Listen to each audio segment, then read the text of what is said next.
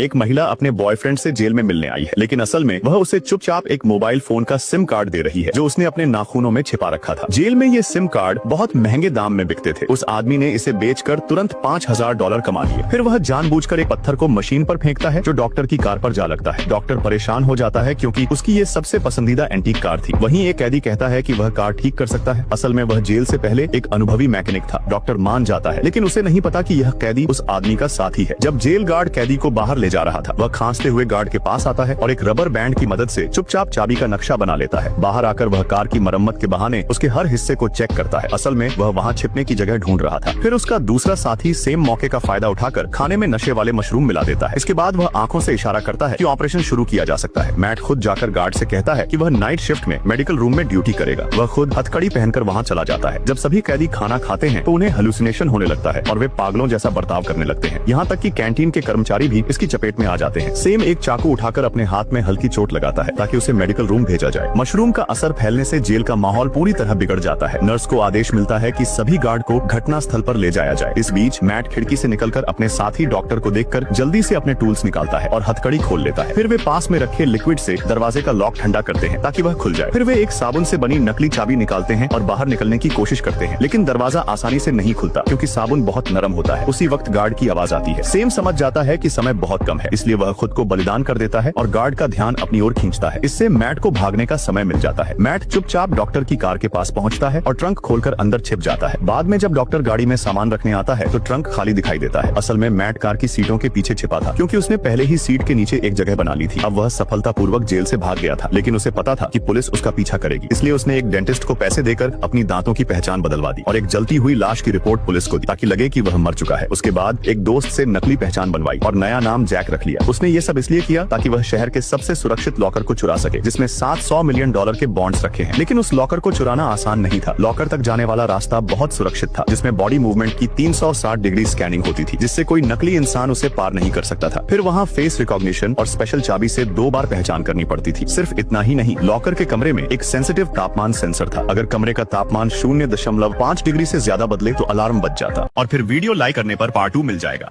और अगर full movie देखनी है तो कमेंट वाला ऐप डाउनलोड कर लो और पिन वीडियो देख लो।